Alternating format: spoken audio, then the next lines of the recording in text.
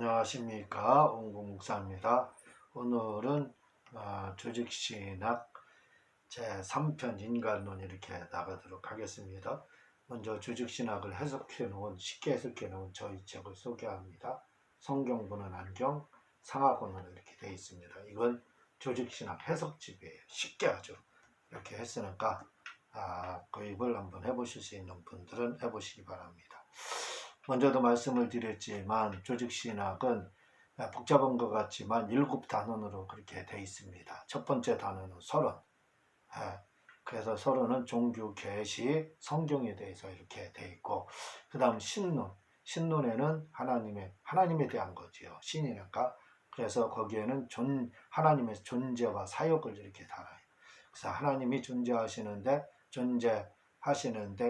어떻게 존재하시냐? 본질적으로 존재하시고, 그의 존재하시면 이름은 뭐냐 해서 명칭, 이름을 다루고, 그분이 존재하시면 본질적으로 계시면 성격이 있을 거 아니냐 그래서 속성을 다루고, 그분이 그러면 삼위일체 중 한 분이시냐 할 때 삼위일체 중 한 분이시다 해서 삼위일체를 다루고 있습니다.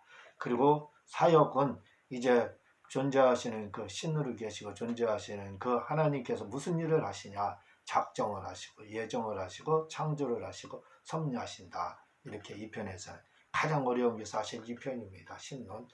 그 다음에 오늘 나갈 제 3편 그 인간론에 이렇게 해당합니다. 하나님을 다뤘으니까 이 하나님이 창조한 인간을 다루게 되죠. 그래서 인간론이 이제 제 3단원으로 이렇게 나오게 되고, 제 4단원 사달락은 이제 그러면 인간을 구원하기 위해서 오신 분이 누구냐? 그리스도 아닙니까? 예수님. 그래서 기독론을 달아요. 예수님에 대한 부분입니다. 기독론. 그러면 예수님이 우리를 죄에서 구원하셨는데 그것을 실제적으로 적용하시는 분이 누구냐? 바로 성령님이죠. 그래서 5번째 단어는 성령님을 다루고 있습니다. 성령님을 다른 말로 하게 되면 구원론 이렇게 돼 있어요. 그래서 구원론으로 나오고 있고, 그리고 6번째는 이제 그럼 그 사람들이 어디에서 구원을 받고 신앙생활 합니까? 교회이죠. 그러니까 교회와 은혜의 방편 이렇게 6편으로 다루고, 그리고 이제 마지막 7번째 단어는 우주도 종말이 있고 사람도 종말이 있지 않습니까? 사람의 종말은 죽음이지요. 우주의 종말은 주님 재림하시는 종말이지요. 그래서 종말론은 이렇게 다루고 있습니다. 오늘은 제3편 그 인간론을 이렇게 다루고 있는데, 인간론은 3단원으로 되어 있습니다. 제 원시 상태에 있는 인간, 그 다음 죄 상태에 있는 인간, 은혜언약 안에 있는 인간, 제 3편으로 이렇게 되어 있는데, 죄 상태 이것도 어렵고 은혜언약 이것도 어렵지만 가장 중요하면서도 어려운 것은 첫 번째 원시 상태의 인간, 이 부분이 가장 좀 시간이 많이 걸릴 겁니다. 제가 기록한 이 부분들을 읽어가면서 이렇게 설명을 드리도록 하겠습니다. 원시 상태의 인간이라는 것은 이 말은 성경적으로 말하면 피조물이라는 거예요. 피조된 인간. 피조물들이 많이 있잖아요.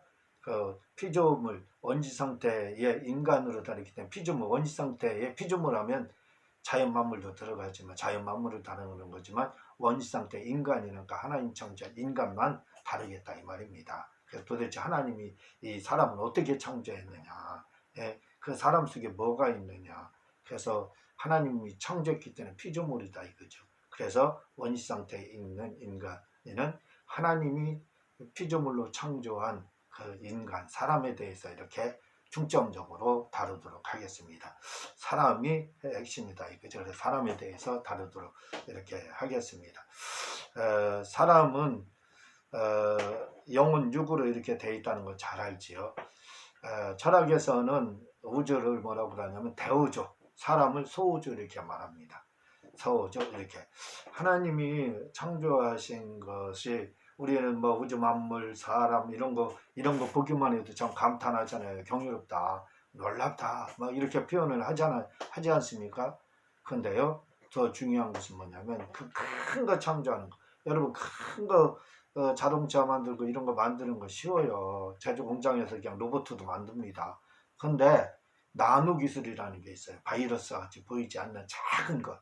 백신 만들려면 얼마나 힘들어요. 이런 것처럼 이 아주 작은 거, 창조한 거, 이건 굉장히 힘든 겁니다. 더 힘든 거예요. 사실은요. 더 경이롭잖아요. 더 놀랍잖아요.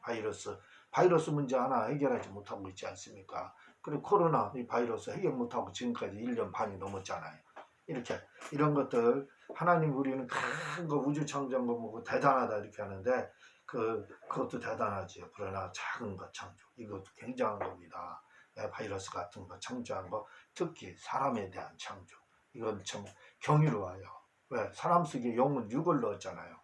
진짜 이게 기술 중에 고가는 나노기술이잖아요. 반도체 같은 나노기술, 이런 나노기술이 최고의 기술이잖아요. 최첨단 기술이라고 하지 않습니까? 사람을 하나님 창조했는데 나노기술로 창조했어요. 최첨단. 참 경이롭고 신비하죠.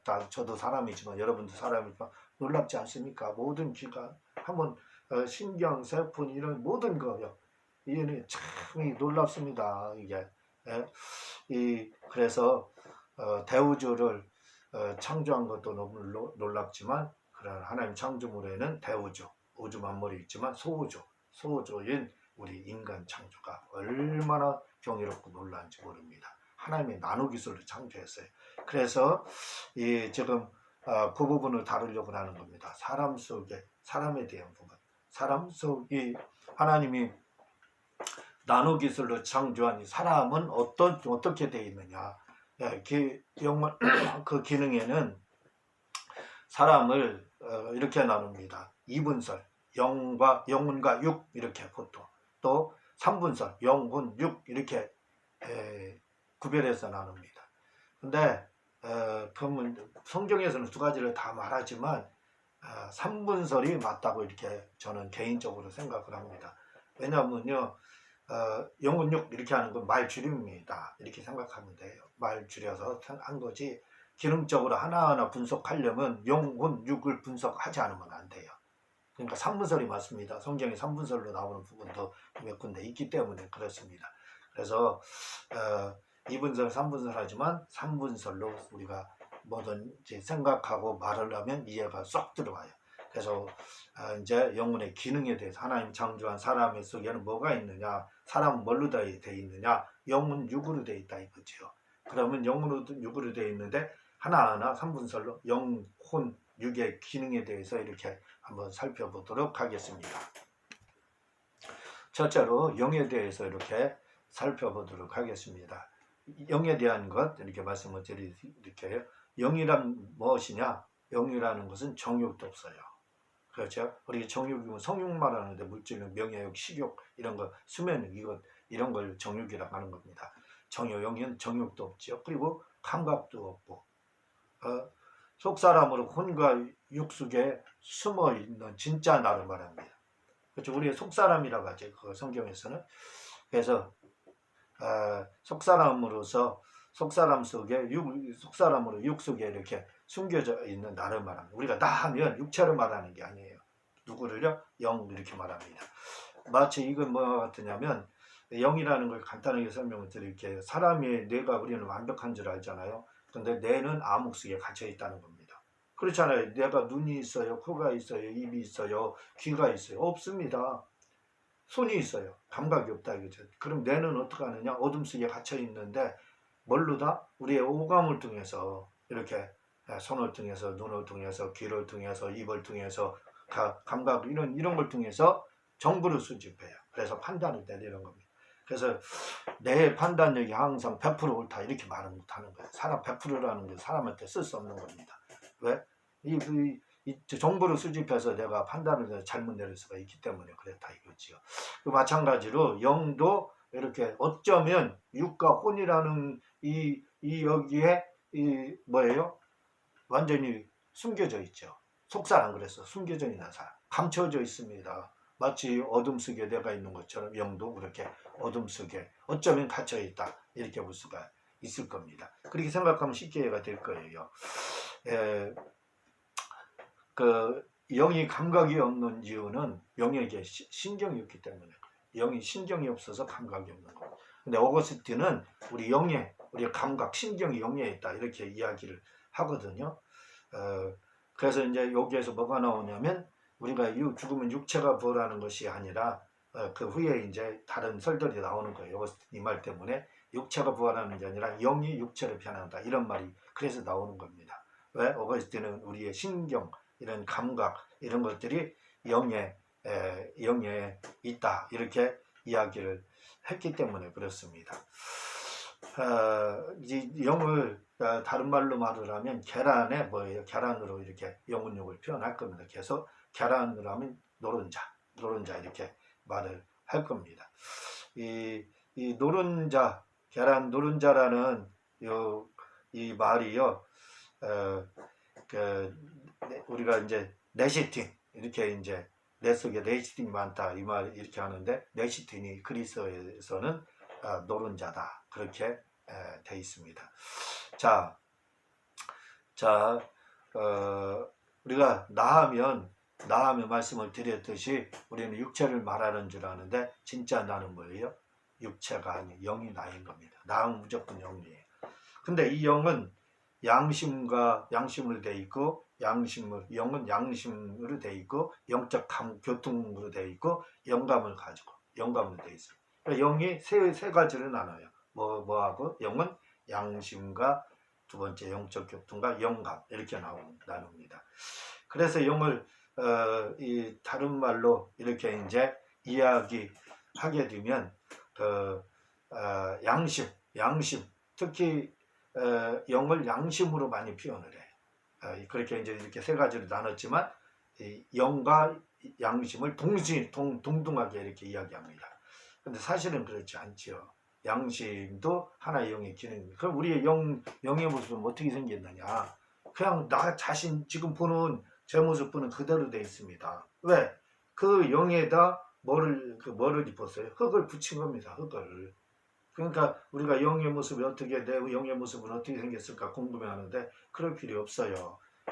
여러분 모습 그 거울로 보는 그 모습입니다. 왜? 거기다 흙을 붙였기 때문에 똑같은 모습이에요.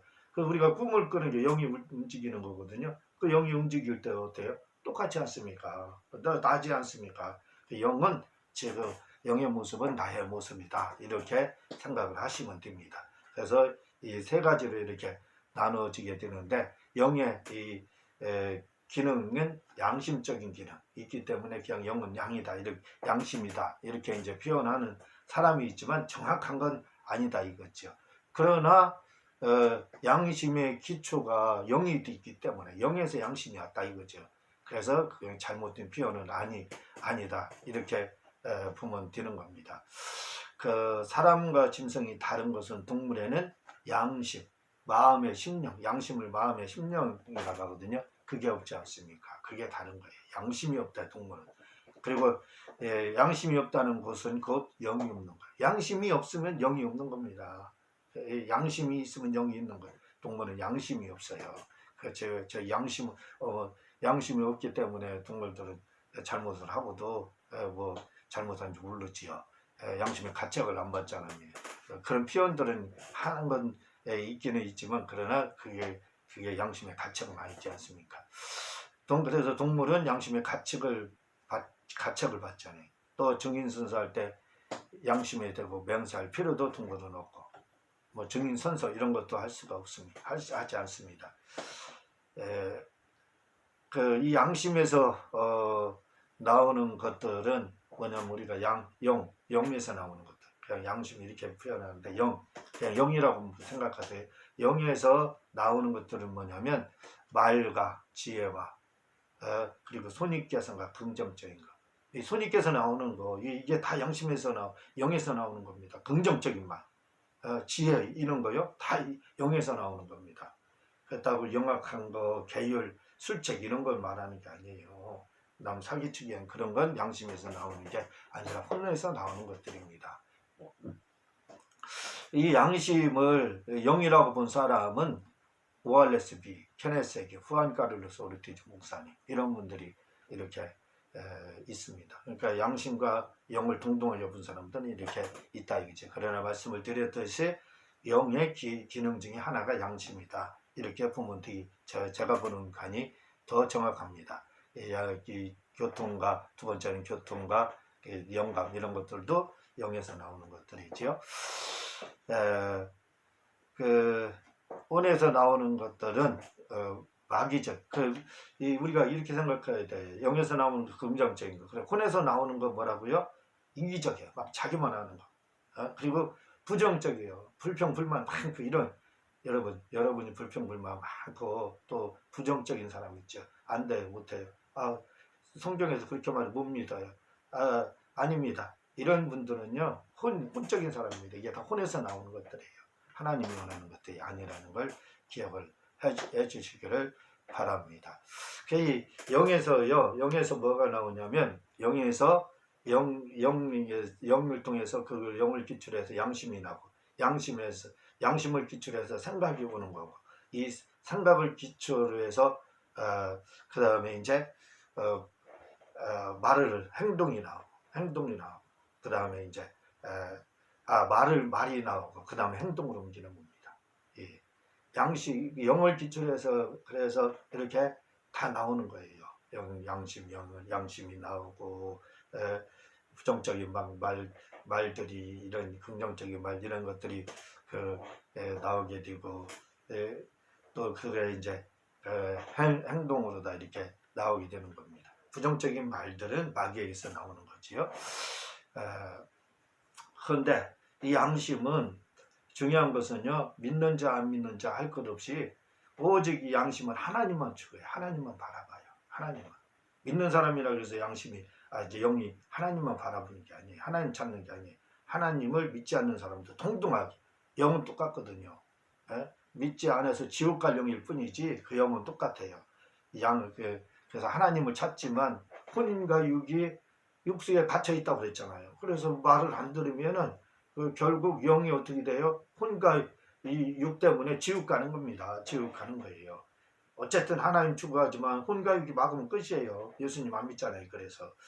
그래서 아무리 하나님 추구한다고 할지라도 혼과 육이 따라주지 않으면 이 영은 아무 역할을 하지 못하고 죽은 산송장과 같은 그러한 죽은 영이 죽었다 이 말은 송장이라고 하요. 성령이 없는 영을 말하거든요. 예수 믿지 않고 성령이 없는 영, 산송장이라는 겁니다. 그 상태가 되는 거지요. 예수님 믿지 않으면 이 혼과 육이 막으면 그렇게 되는 거예요.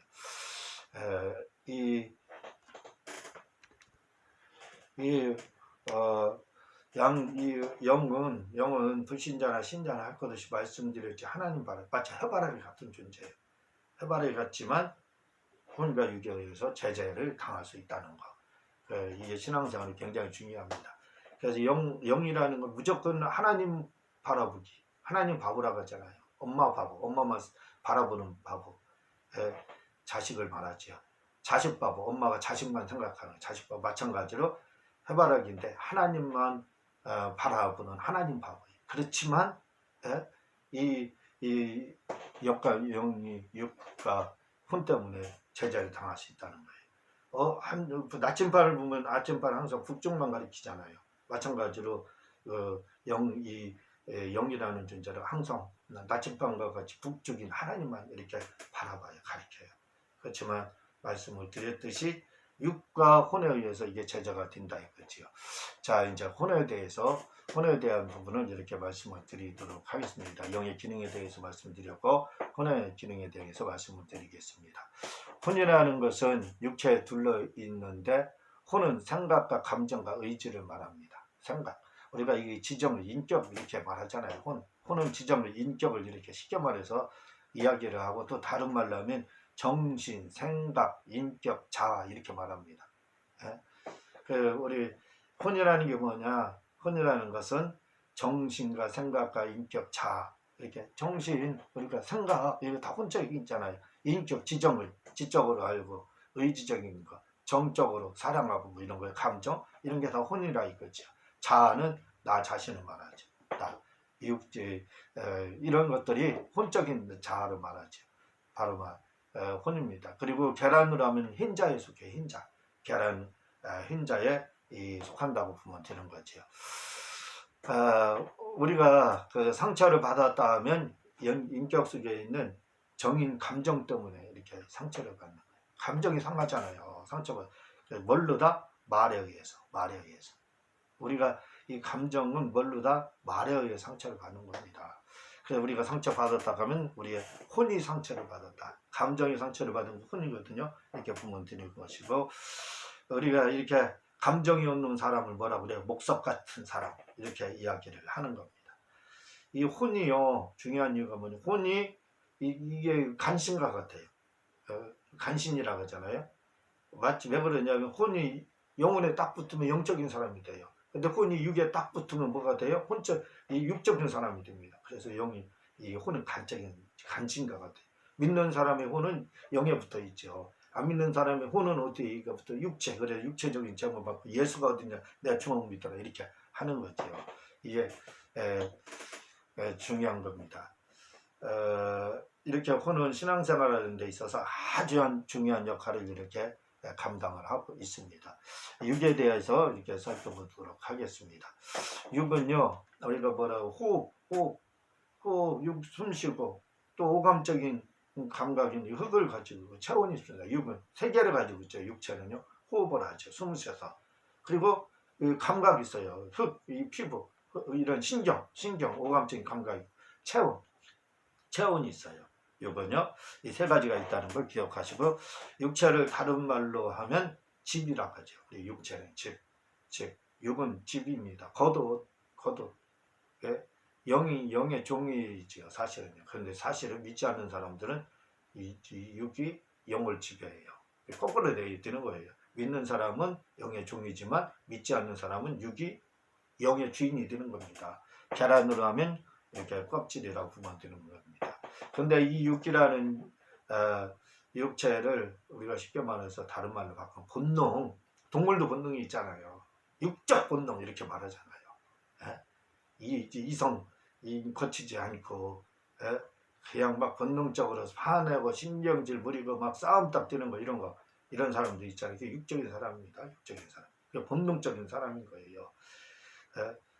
사람 그냥 막 싸우고 트집 잡고 싸움 딱 있잖아요. 그런 사람들 그거 본능적인 육에 속한 사람입니다. 성도는 육에 속한 사람이 돼서는 절대로 안 돼. 본능적인 사람 싸움 딱 있으면 안 됩니다. 이게 필터를 거치지 않은 거예요. 필터를 거치지 않으면 싸움 딱 육의 사람이 되는 거예요. 그래서 필터를 항상 거쳐야 됩니다. 그래서 막 손님께서 나오고 이런 온유하고 친절, 유대인들은 최고의 지혜는 친절함이라는 거예요. 그래서 친절한 만큼 지혜로운 사람이다 이렇게 말하잖아요. 친절함 이런 것들 다 영에서 나오는 겁니다. 그건 다 긍정적인 이런 것들이요. 이렇게 오감에 움직이는 존재를 분노, 불신자들은 오감에 의해서 움직이지만 성도는 오감에 의해서 움직이는 자가이죠. 오감에 의해서 오감이 있기는 있지만 우리는 이 오감에 의해서 움직이는 게 아니라 육감에 의해서. 그게 한 가지가 뭐냐? 영감.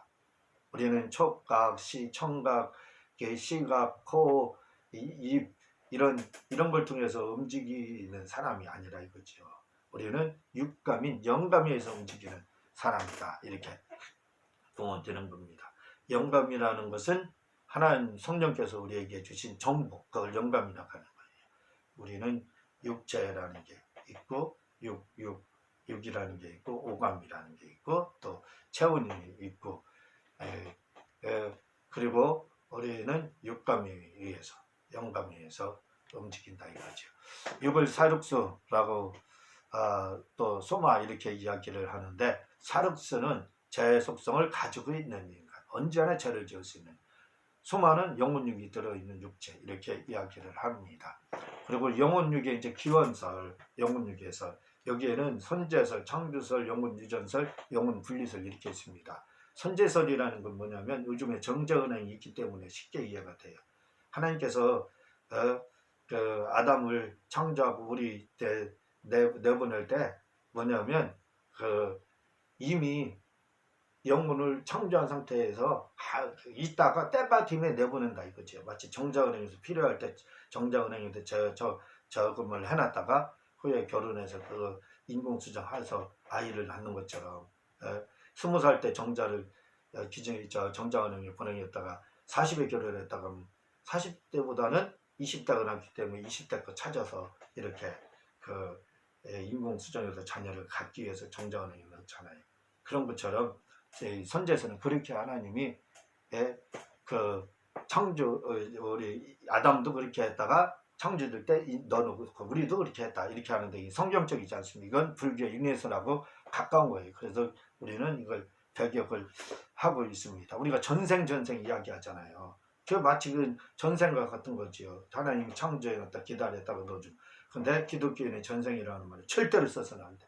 기독교가 아닙니다. 불교. 우리 전생이 어디 있어요? 윤회설이. 환생설 이런 거 없습니다. 우리는. 내가 다시 태어나면 그러는데 기독교는 다시 태어나는 종교가 아니에요. 그런 말 하지 마세요. 우리 전생 그러는데 기독교인도 전생이 있지. 어디에요? 엄마 뱃속. 엄마 뱃속이 전생입니다. 그 이상은 없어요. 그러니까 전생이라는 게 없어요. 전생이라는 게. 예? 전생에 뭐 이런 윤회설, 내가 다시 태어나면 이런 전생이나 윤회설 이런 말 기독교인들은 절대로 해서는 안 되는 겁니다. 영은 그건 선제설에 해당하고 영은 창조설. 하나님이 영혼을 창조했다는 거예요. 언제 우리가 태어나는 순간 엄마 아빠가 사랑을 나누는 그 순간에 하나님이 영혼 창조해서 썩 늦은다는 거예요. 근데 이건 성경적이지 않습니다. 이걸 부인하는 이유는 첫째로 요한복음 17장 11절 12절을 보면 하나님이 천지를 창조하신 후 보존하신다고 했는데 보존하시는 때예요 지금은. 근데 창조한다는 거예요. 그건 틀린 겁니다. 둘째로 이는 원죄 유전설에 대한 누가서 5장 12절을 설명해 주지 못하고 있다. 누가서 5장 12절 보면 이러므로 한 사람으로 말미암아 죄가 세상에 들어오고 죄로 말미암아 사망이 왔나니 이와 같이 모든 사람이 죄를 지었으므로 사망이 모든 사람에게 이르렀느니라. 이렇게 나오고 있어요. 한 사람으로 죄가 들어왔다고 하는데 아니 창조됐으면 죄가 왜 있어요? 원죄가. 깨끗하게 창조에 넣어줬는데. 그래서 이걸 원죄설을 부인하기 때문에 창조설은 맞지 않는 겁니다. 그리고 셋째로는요. 유전인자가 유전되는 생물학적인 원리에도 이게 우려가 돼. 이 좀 생물학적 원리 만약에요. 부모가 당뇨 걸리면 둘이 걸리면 50%입니다. 50% 자녀들이 걸리라. 그리고 가게도 조사하잖아요. 암이나 뭐 당뇨나 무슨 병, 고혈압이나 무슨 여러 병들을. 그 왜 그러냐면 유전되기 때문에 그래요. 예. 그리고 또 틀림없이 그렇게 과학적으로 증명이 되고 있지 않습니까? 그런데 만약에 창조돼봐요. 창조됐으면 병이 왜 걸립니까? 병도 가게도 조사를 왜 해요? 그러니까 이런 생물학적인 이런 물리학적 이런 과학의 원리에도 의배가 돼서 맞지 않는다 이거지요. 영어는 이 창조되는 게 아닙니다. 한 사람만. 말라기에도 그렇게 말라기 2장 15절에도 한 사람만 창조했다 이렇게 이야기를 하고 있습니다. 영혼 유전설에 대해서요. 세 번째, 이 영혼이 유전된다는 말은 이런 누가서 5장 12절 15절과 말라기 2장 15절에 아주 부합합니다. 맞는다 이거죠. 한 사람으로 말미암아 제가 한 사람을 창조했다는 이 말에 잘 맞는다 이 말이에요. 자, 최초로 이 유전설을 주장한 사람이 누구냐면 터틀리안하고 어거스틴이에요.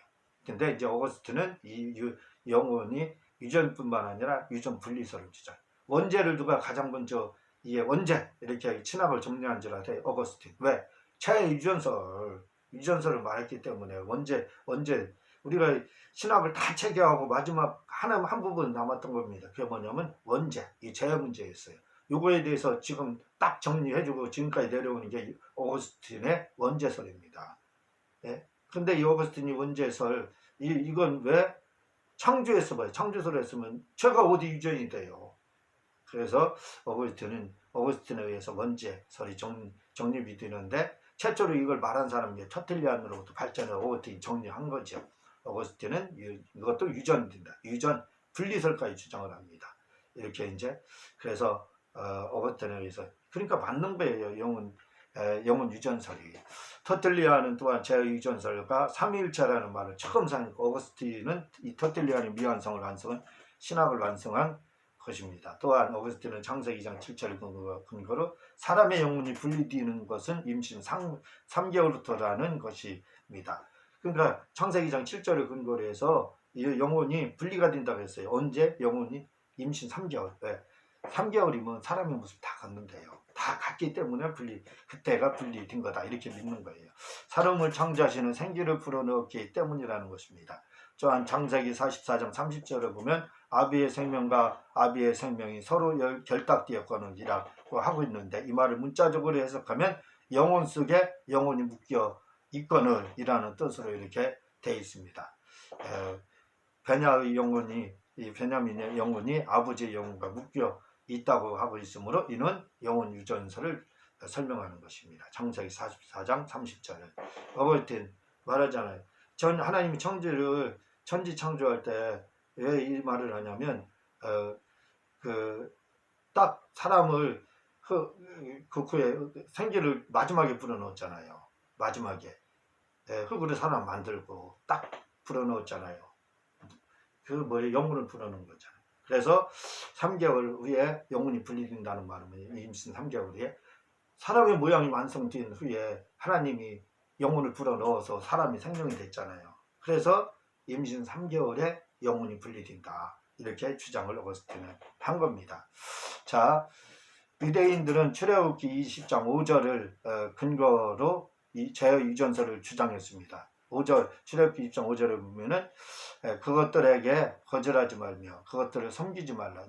나 너 하나님 여호와는 질투하는 하나님인즉 나를 미워하는 자의 죄를 갚되 아버지로부터 아들에게 3, 4대까지 이르게 하거니와, 이렇게 3, 4대 이렇게 나오잖아요. 이것 때문에 제유전설을 유대인들은 주장했습니다. 그래서 부모의 죄로 인해 자식이 고난이나 질병에 걸렸다고 유대인들은 이렇게 3, 4대 그래서 생각해요. 그래서 소경이 된 것이 부모의 죄의 결과를 그들은 생각해서 주님께 물어봤던 것입니다. 그래서 제자들은 이 소경이 부모의 죄 때문인지 본인의 죄 때문인지 물어봤던 것입니다. 그러나 예수님은 죄로 인한 것이 문제가 아니라 하나님의 일을 나타나게 하여 치료하고 구원하는 것이 목적임을 말하고 있습니다. 주님은 이렇게 정죄하지 않았다는 거예요. 자, 창세기 1장 26절에 보면 하나님이 이르시되 우리의 형상을 따라 우리의 모양대로 이렇게 사람을 만들자. 이렇게 우리가 사람을 만들고 그들로 바다의 물고기, 하늘의 새와 가축과 온 땅과 땅에 기는 모든 것을 다스리게 하자, 이렇게 했죠. 창세기 1장 26절. 하나님이 우리의 형상할 때, 형상은 히브리어로 첼람으로 되어 있습니다. 이 첼람은 뭘 말을 하냐면 신체적으로 닮은 거. 그러니까 하나님의 그 신체 모습을 닮았다는 거예요. 그걸 그전에는 증명이 안 됐지. 근데 예수님이 딱 태어나서 보는 거 어떻게 돼 있어요? 사람이 딱 예수님이 사람 모습으로 왔잖아요. 그래서 증명이 된 겁니다. 우리 모습이 하나님을 롤모델로 했다는 거. 예수님, 그 중에서 삼위일체 중 예수님을 롤모델로 한 거예요. 예수님 오시고 나서 확인이 된 거잖아요. 그래서 그건 신체적 닮음이라고, 또한 우리의 모양대로 대무도, 이건 영적 두독적인 걸 말을 해요. 그래서 우리 사람에게 그 후에 생기를 불어넣었다 할 때 이는 그때 당시에 성령도 불어넣고 우리 영도 불어넣었다는 거예요. 근데 범죄로 인해서 영은 남아있지만 성령이 떠났다가 예수님이 돌아가신 후에, 죽으신 후에 성령을 보냄으로써 그 성령이 우리 속에 다시 들어왔습니다. 그래서 거듭남을, 중생을 팔린케네시아, 처음으로 돌아갔다, 이렇게 헬라어서는 말을 하는 겁니다. 여기까지 말씀드렸습니다.